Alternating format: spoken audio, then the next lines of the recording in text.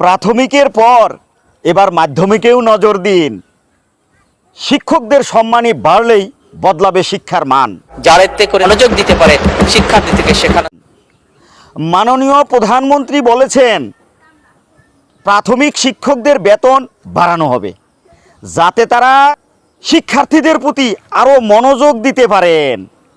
এ উদ্যোগ সত্যিই প্রশংসনীয়, কারণ একজন ভালো শিক্ষকই পারে ভবিষ্যৎ গড়তে। কিন্তু প্রশ্ন হচ্ছে, মাধ্যমিক শিক্ষকদের কথা কি আমরা ভুলে যাচ্ছি? এন্ট্রি লেভেলের কম বেতনে মনোযোগ দিয়ে পড়ানো কতটা সম্ভব? দ্রব্যমূল্যের এই ঊর্ধ্বগতির বাজারে একজন শিক্ষক কিভাবে চলবে? এই বাস্তবতায় মেধাবীরা শিক্ষকতায় আসতে চায় না। তাই এখন সময় মাধ্যমিক শিক্ষকদের সম্মানী বাড়ানোর উদ্যোগ নেওয়ার।